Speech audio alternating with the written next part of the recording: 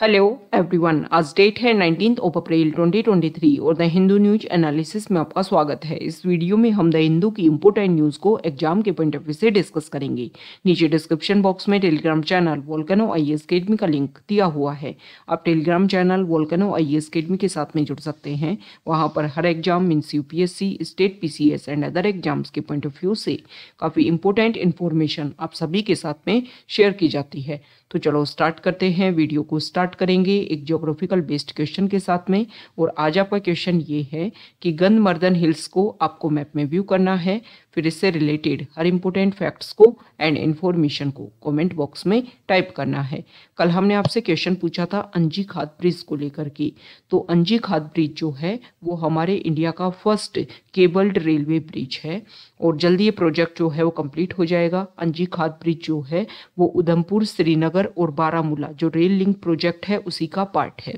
इस तरीके के प्रोजेक्ट एस्टेब्लिश करने का मेन रीजन ये है कि प्रेजेंट टाइम में इंडिया अपने border area specific Himalayan region में ऑल वेदर कनेक्टिविटी प्रोवाइड करने के लिए इस तरीके के प्रोजेक्ट जो है वो एस्टेब्लिश कर रहा है। ओके, और इसके थ्रू इंडिया ये इंश्योर करना चाहता है कि हम हमारी बॉर्डर सिक्योरिटी को और ज़्यादा एनहेंस कर सकें। द हिंदू को अगर हम डिस्कस करें तो फर्स्ट इंपॉर्टेंट न्यूज़ है द हिंदू के फ्रंट पेज पर, और बिल्किस बानो केस को लेकर के यहाँ पर पिटीशन जो डाली गई, जो 11 कन्विक्ट को जो लाइफ इम्प्रिजनमेंट देखने को मिला था, जो 11 कन्विक्ट जो इस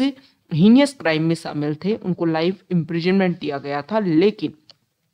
उनका अर्ली रेमिशन देखने को मिला है। तो यहाँ पर इसको लेकर के जो अर्ली रेमिशन हुआ उसको लेकर के पिटीशन डाली गई। तो इसी को लेकर के सुप्रीम कोर्ट में डिस्कशन चल रहा है। सुप्रीम कोर्ट ने ये बोला था गुजरात गवर्नमेंट और सेंट्रल गवर्नमेंट को कि जो भी अर्ली रेमिशन के लिए जो भी आपने क्राइटेरिया डिसाइड किया कि इसके बेसिस पर उनका अर्ली रेमिशन हो सकता है, वो सारे क्राइटेरिया, वो सारे पॉइंट्स जो है वो आप हमें दिखाओ, आप हमें सबमिट करो। लेकिन यहाँ पर सेंट्रल गवर्नमेंट और गुजरात गवर्नमेंट जो है उन्होंने अपना पॉइंट रखने के बजाय यहाँ पर इम्यूनिटी जो है, एक्स्ट्रा प्रिविलेज जो है मांगे हैं कि वो पॉइंट्स जिनके बेसिस पर हमने रेमिशन दी है, अर्ली रेमिशन दी है, उनको जो है वो एक तरीके से क्या रखा जाना चाहिए, आप उसको जो है वो कॉन्टैक्ट रखिए, मतलब उसको जो है वो आप सीक्रेट रखिए। ओके, लेकिन यहाँ पर जुडिशरी ने बोला है कि आप एक तरीके से जो प्रोसीजर आपने फॉलो किया है उसको आप सीक्रेट रखने की बात कर रहे हो, ऐसा नहीं है। आपने जो भी पॉइंट्स फॉलो किए हैं वो सारे जो हैं वो सारे पॉइंट्स, वो सारे प्रोसीजर जो हैं वो आपको रखने होंगे, क्योंकि जो क्राइम बिल्किस बानो के साथ हुआ वो हो सकता है कल के दिन किसी और के साथ में भी हो सकता है। ओके, तो इस तरीके के हीनियस क्राइम में इन्वॉल्व और रेमिशन पॉलिसी में जो एक मिनिमम क्राइटेरिया कंप्लीट करना चाहिए लाइफ इम्प्रिजनमेंट का,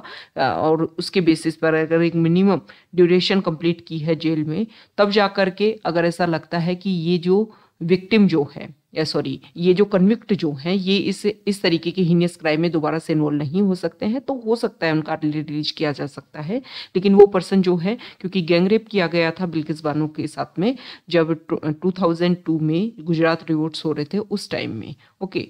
तो यहाँ पर ये बोला गया है कि देखो जिन कन्विक्ट्स को आपने अर्ली रिलीज किया है वो दोबारा से इस तरीके की हीनियस क्राइम में शामिल हो सकते हैं, तो फिर उनका अर्ली रिलीज जो है वो क्यों किया गया है। तो यहाँ पर जुडिशरी ने बोल दिया है कि जो भी प्रोसीजर फॉलो किया है वो सब कुछ आप यहाँ पर प्रेजेंट करोगे। ओके, कोई एक्स्ट्रा प्रिविलेज जो है वो आपको नहीं यहाँ पर दिया जाएगा।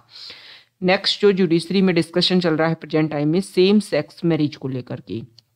लीगलाइज करने की बात की जा रही है। सेंट्रल गवर्नमेंट अपनी तरफ से बात रख रही है और जुडिशरी अपनी तरफ से बात रखी है। सेंट्रल गवर्नमेंट ने अपनी तरफ से बोला है कि देखो भाई, ये जो सेम सेक्स मैरिज का जो इशू है ना, इसको लेकर के जो भी रूल्स रेगुलेशन बनने चाहिए वो बनने चाहिए पार्लियामेंट के लेवल पर। पार्लियामेंट जो है वो इसमें डिस्कशन करे और पार्लियामेंट जो है वो किन इशू को, मतलब एक एक पॉइंट को यहाँ पर व्यू किया जाए कि मान लो एक सेम सेक्स कपल जो है वो मैरिज करता है, बच्चा अडॉप्ट करता है, बाद में वो सेपरेट होते हैं, तो उस बच्चे को लेकर के फिर किसके पास में राइट रहेगा, किसकी रिस्पॉन्सिबिलिटी रहेगी, किस तरीके से जो है वो प्रॉब्लम का सॉल्यूशन, तो एक प्रॉपर डिस्कशन के बाद में इसमें रिजल्ट आना चाहिए। दूसरी तरफ यहाँ पर जुडिशरी ने अपनी तरफ से बोला है कि जब गवर्नमेंट ने बोला कि ये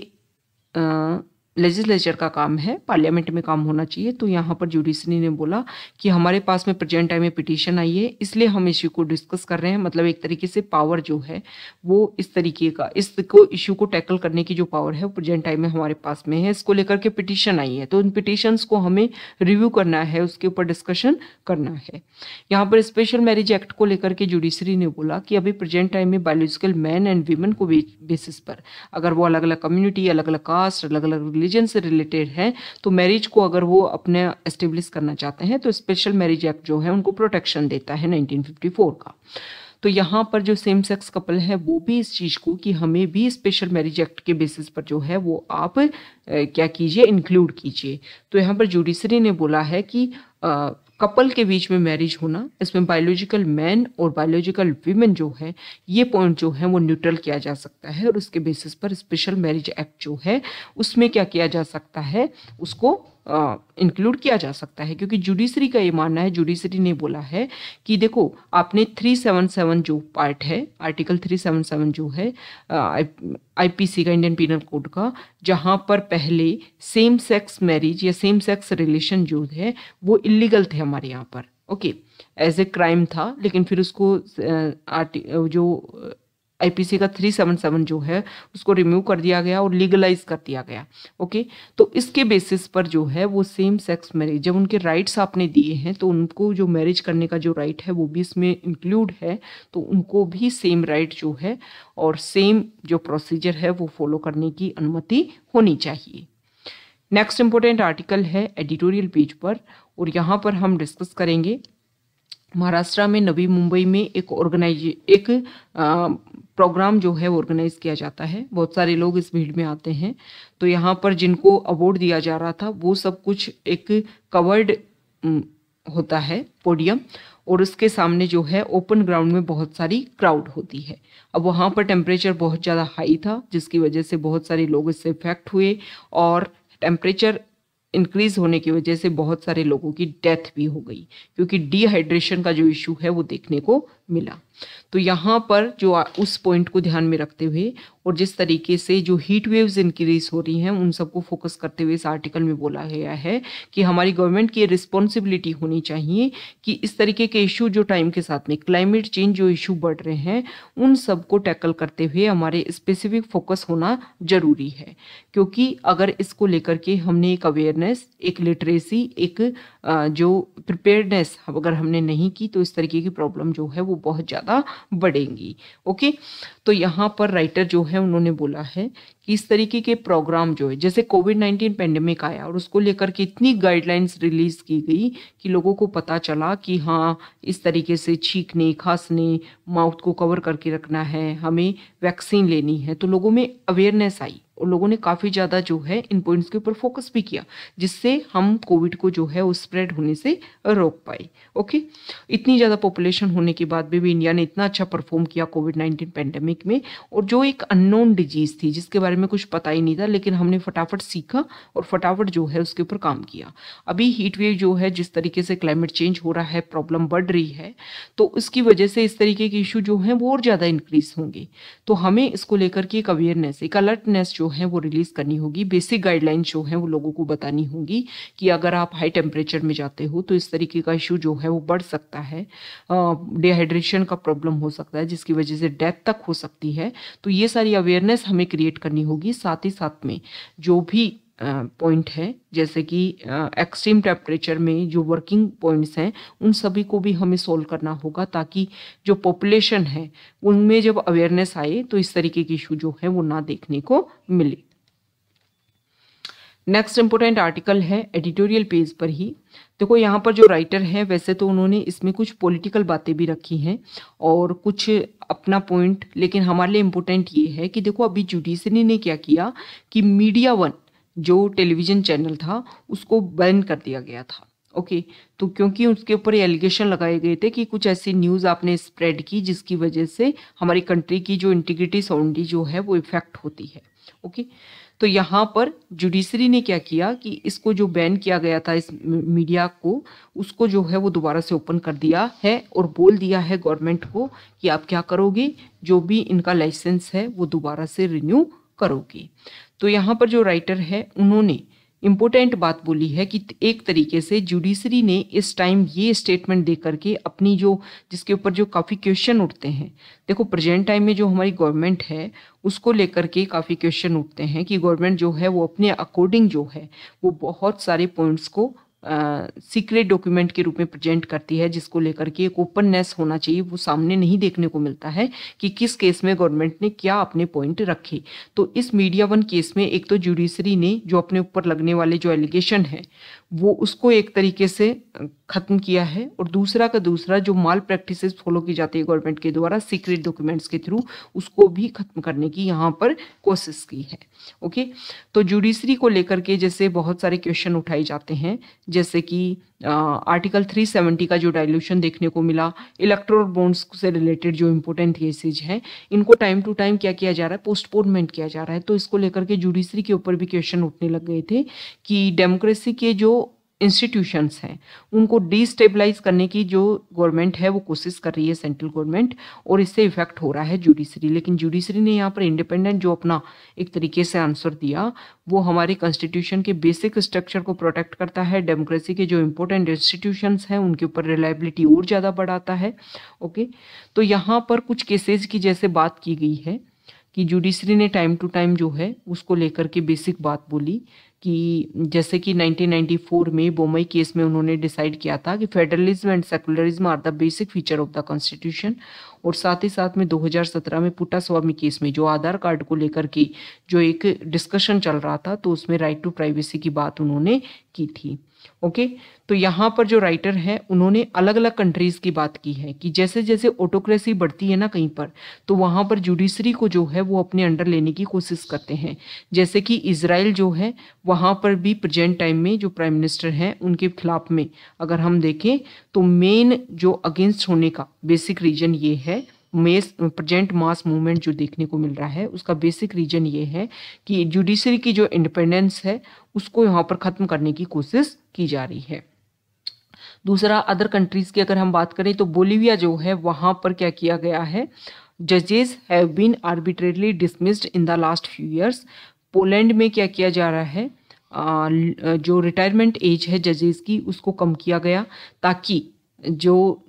पहले से जो जज हैं उनकी वो रिटायर हो जाएं और फिर नए जज जो अपॉइंट किए जाएं वो गवर्नमेंट से इन्फ्लुएंस हों। तो इस तरीके से जुडिशरी को जो है वो एक तरीके से अपने इन्फ्लुएंस में लेने की कोशिश की जाती है जैसे जैसे ऑटोक्रेसी बढ़ती है। लेकिन हमारे इंडिया में जो जुडिशरी जिस तरीके से इंटरवीन कर रही है, साथ ही साथ में अभी हमने सेम सेक्स मैरिज को लेकर के देखा और अभी हमने बिल्किस बानो केस में देखा, तो किस तरीके से जुडिशरी गवर्नमेंट जो भी प्रिविलेज मांगने की कोशिश कर रही है उन सबको खत्म करके एक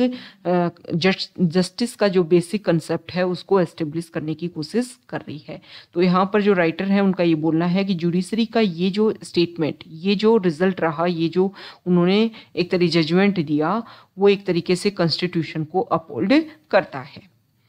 नेक्स्ट इंपोर्टेंट आर्टिकल है टेक्स्ट पेज पर, और यहाँ पर फर्स्ट आर्टिकल है नागालैंड में जो म्यूनिसिपल कॉरपोरेशन के जो इलेक्शन है उसको लेकर के। देखो क्या हुआ कि अगर हम नागालैंड की बात करें तो नागालैंड जो है वो first and only civic body election जो है नागालैंड में 2004 में हुए थे। Okay, without any reservation of seat for women, women के लिए कोई रिजर्वेशन जो है वो नहीं दिया गया था। तो 74th कॉन्स्टिट्यूशन अमेंडमेंट एक्ट जो है उसमें बोला गया है कि 33 सीट्स जो है 33% सीट जो है वो किसी भी म्यूनिसिपल कॉर्पोरेशन में विमेन के लिए रिजर्व होनी चाहिए ताकि विमेन का भी इक्वल पार्टिसिपेशन देखने को मिले। तो यहाँ पर क्या किया गया, जो भी यहाँ पर अर्बन लोकल बॉडीज़ को लेकर के जो भी अमेंडमेंट था, जो भी लॉ था उसमें अमेंडमेंट किया गया और डिसाइड किया यहाँ की गवर्नमेंट ने कि 33% सीट जो है वो हम देंगे, किसको, विमेन को देंगे। अभी देखो क्या है कि हमारे कॉन्स्टिट्यूशन का आर्टिकल 371A जो है वो नागालैंड से रिलेटेड है। मतलब इस आर्टिकल में ये बात बोली गई है कि स्पेशल प्रोविजन देता है आर्टिकल 371A नागालैंड को। The article state that no act of Parliament would apply to the religious और social practices of the Naga. मतलब पार्लियामेंट का कोई भी लॉ जो है यहाँ की जो सोशल प्रैक्टिसेज है नागा कम्युनिटी की उसके ऊपर एप्लीकेबल नहीं होगा, उसको अपोज करते हुए। ओके, तो यहाँ पर इस कम्युनिटी में देखने को मिलता है कि जो भी डिसीजन मेकिंग होता है उसमें वीमेन का पार्टिसिपेशन नहीं देखने को मिलता था, और अभी जो है वो अर्बन लोकल बॉडीज में जो इलेक्शन हुए हैं उसमें वीमेन का पार्टिसिपेशन देखने को मिलेगा, क्योंकि 33% जो सीट है वो डिसाइड की गई। और यहाँ पर इसको लेकर के इलेक्शन की बात की जा रही थी। जुडिशरी ने क्लियर कर दिया था कि आपको इलेक्शन जो है वो जल्द से जल्द कंडक्ट करवाने हैं। गवर्नमेंट ने भी अश्योर कर दिया था, नोटिफिकेशन भी रिलीज हो गया था, लेकिन वहां पर जो है वो फिर क्लैश होने लग गया। तो इसके बेसिस पर जो गवर्नमेंट है वहाँ की नागालैंड की, उन्होंने रद्द कर दिया, अनल कर दिया कि जो इलेक्शन होने वाले थे मई में ये अब नहीं होंगे। तो यहाँ पर जुडिशरी ने बोला है कि एक तरीके से आपने गवर्नमेंट जो जुडिशरी का जो ऑर्डर है उसको आपने क्या किया है, नलीफाई किया है, मतलब कंटेम्प्ट ऑफ कोर्ट जो है वो आपके ऊपर एप्लीकेबल होता है। ओके, तो इसकी वजह से न्यूज़ में बने हुए हैं। तो देखो नागालैंड में सिविक बॉडी इलेक्शन जो है वो सिर्फ एक बार 2004 में हुए, लेकिन उस टाइम रिजर्वेशन नहीं दिया गया था। उसके बाद में टाइम टू टाइम कोशिश की गई, और 2001 का जो म्यूनिसिपल एक्ट है उसको 2006 में क्या कर दिया गया, चेंज कर दिया गया, और 33% रिजर्वेशन दिया गया वीमेन को 74th अमेंडमेंट एक्ट के बेसिस पर। लेकिन इसको लेकर के फिर क्या हुआ, प्रॉब्लम क्रिएट हुई, क्लैश हुआ, और क्लैश जो है वो इतना हाई लेवल पर हुआ कि 2016 के टाइम में जो है वो सिविक बॉडी के इलेक्शन को लेकर के इतना ज़्यादा क्लैश हुआ कि कुछ लोगों की डेथ भी यहाँ पर देखने को मिली थी। तो अभी जो है वो इलेक्शन को लेकर के इम्प्लीमेंट करने की बात की जा रही है, रिजर्वेशन को लेकर के। लेकिन यहाँ पर अगर हम बात करें तो इस प्रॉब्लम का सॉल्यूशन क्या हो सकता है। प्रॉब्लम का सॉल्यूशन ये है, वे फॉरवर्ड में अगर हम डिस्कस करें तो यहाँ की कम्युनिटी जो है वो सिर्फ ये डिमांड कर रही है कि वीमेन का आप इंक्लूजन तो करो, लेकिन ये जो आप रिजर्वेशन है ना, इसका एक क्राइटेरिया डिसाइड करो कि 2 टर्म तक ही आप 2 टेन्योर तक ही ये रिजर्वेशन रहेगा। साथ ही साथ में उनको ये बोला गया है उन कम्युनिटी के थ्रू कि जो भी अर्बन लोकल बॉडीज का जो हेड होगा वो वीमेन के लिए वो सीट आप रिजर्व ना करो। मतलब वीमेन का पार्टिसिपेशन तो हो, लेकिन अल्टीमेट पावर जो है वो वीमेन के हाथ में ना दिया जाए। ओके, दूसरा यहाँ पर वीमेन ऑर्गेनाइजेशन है, उनका ये बोलना है कि गवर्नमेंट ने जो भी रूल्स पास किए उसमें हमसे कोई डिस्कशन जो है वो नहीं किया गया है। तो इसका प्रॉब्लम का सॉल्यूशन क्या हो सकता है, इंक्लूजन भी हो, उन ऑर्गेनाइजेशन के साथ में डिस्कशन भी हो, और तब जाकर के इसका इम्प्लीमेंटेशन देखने को मिल सकता है। ओके, नेक्स्ट यहाँ पर जो आर्टिकल है, तो देखो यमन में जो हैती रिबेल्स और वहाँ की जो गवर्नमेंट है उसके बीच में इशू देखने को मिलता है काफ़ी लंबे टाइम से। अगर हम बात करें तो 2011 के टाइम में अरब स्प्रिंग प्रोटेस्ट जो हुए उसकी वजह से जो यमन है वहाँ पर भी प्रोटेस्ट होना स्टार्ट हुआ। वहाँ के जो प्रेसिडेंट थे उन्होंने जो है वो अपनी पावर दे दी उनके जो डेप्यूटी थे उनको, लेकिन डेप्यूटी जो है वो अपने आप को पावरफुल नहीं कर पाए। बहुत सारे पॉइंट जैसे इकोनॉमी, सिक्योरिटी, इन सारे प्रॉब्लम्स को अच्छे से टैकल नहीं कर पाए। तो उसी टाइम में ये जो अगर हम बात करें हैती रिबेल्स जो हैं उन्होंने कुछ एरिया पर कवर कर दिया, और फिर वो एरिया जो है वो लंबे टाइम प्रेजेंट टाइम तक भी उनके अंडर बना हुआ है। ऐसा देखने को मिलता है कि जो हैती रिबेल्स हैं इनको प्रोटेक्ट करता है, सिक्योर करता है ईरान, और दूसरी तरफ जो है वहाँ की जो गवर्नमेंट है उसको हेल्प करती है सऊदी अरेबिया, क्योंकि सऊदी अरेबिया और ईरान के बीच में क्लैश पॉइंट है। लेकिन अभी प्रेजेंट टाइम में यमन गवर्नमेंट और जो हैती रिबेल्स हैं उनके बीच में इशू होने से जो कुछ लोगों को अरेस्ट किया गया था उनको रिलीज़ किया गया है। तो इसमें पॉइंट रखा गया है कि 2018 के टाइम में जो स्टॉकहोम एग्रीमेंट हुआ था उसके बीच में ही ये सारे जो इशू हैं उनको सोल्व करने का जो पॉइंट रखा था उसी के बेसिस पर ये सारे पॉइंट्स को सॉल्व किया जा रहा है। ओके, तो देखो इससे क्या होगा, इससे ये होगा कि वेस्ट एशिया में जो कन्फ्लिक्टिक रीजन है, जिस तरीके से सऊदी अरेबिया अलग अलग कंट्रीज़ के साथ में अपने रिलेशन बेहतरीन करने की कोशिश कर रहा है, तो इसकी वजह से जो भी प्रॉब्लम्स हैं वो सॉल्व होंगी। वेस्ट एशिया में जो एक रीजनल स्टेबिलिटी है वो देखने को मिलेगी, और इसकी वजह से बहुत सारे अदर ऑर्गेनाइजेशन जो हैं वहाँ पर जो डेवलप हो रहे हैं, मिलिटेंट्स जो डेवलप हो रहे हैं वो नहीं हो पाएंगे। ओके, तो यहाँ पर अगर ईरान और सऊदी अरेबिया के बीच में स्टेबलाइजेशन ये जो डिस्कशन है, और इसमें बोला गया है कि जल्दी दोबारा से डिस्कशन और होगा, जो और डिटेनीज हैं उनको भी यहाँ पर रिलीज किया जाएगा। ओके, नेक्स्ट इम्पोर्टेंट आर्टिकल है न्यूज़ पेज पर, और यहाँ पर देखो कल हमने डिस्कस किया कि सेम सेक्स मैरिज को लेकर के जो जुडिशरी सेंट्रल गवर्नमेंट है उनका ये बोलना है कि अर्बन एरिया में अर्बन एलिटिस्ट जो मैटर है, जो कपल है, वो इसमें ज़्यादा इन्वॉल्व होते हैं सेम सेक्स मैरिज में। लेकिन यहाँ पर एक एग्जांपल दिया हुआ है, जो इसमें 2 गर्ल्स हैं जो इन्वॉल्व है एक मैरिज में, तो उन्होंने बोला है कि वो तो एक बहुत ही स्मॉल टाउन से आते हैं, ऐसा नहीं है। ये इंटरनल जो आपका एक तरीके से इन्फ्लुएंस जो होता है कि किस सेक्स के, जो किस जेंडर के से आपका अट्रैक्शन देखने को मिलता है, उसके थ्रू ये सारा प्रोसीजर होता है। इसमें ऐसा नहीं है कि हाई क्लास में ये ट्रेंड चल रहा है तो सभी लोग जो हैं वो इससे इन्फ्लुएंस हो रहे हैं। यहाँ पर जो सेंट्रल गवर्नमेंट ने बोला है कि पार्लियामेंट को पावर दी जाए इस सेम सेक्स यूनियन को लेकर के जो डिस्कशन हो, उसी के बेसिस पर यहाँ पर वो आर्टिकल जो हमने फ्रंट पेज पर डिस्कस कर लिया था। और यहाँ पर जो अतीक अहमद का जो किलिंग देखने को मिली, उसको लेकर के 24 अप्रैल को सुप्रीम कोर्ट जो है वो हियरिंग करेगी।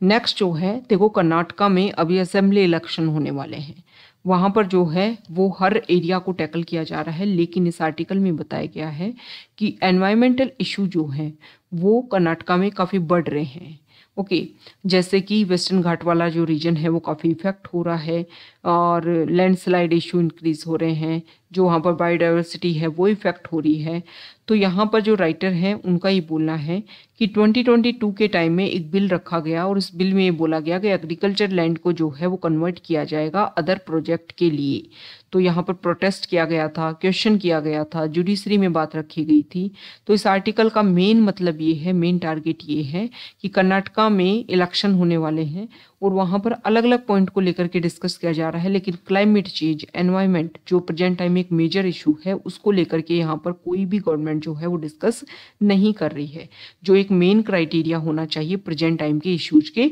अकॉर्डिंग। ओके, तो ये आज का हमारा द हिंदू न्यूज़पेपर का डिस्कशन था। अगर आप यहाँ तक आए हैं, वीडियो आपको अच्छा लगा है, तो प्लीज़ वीडियो को लाइक कीजिए, शेयर कीजिए और चैनल को सब्सक्राइब कीजिए। Okay, thank you.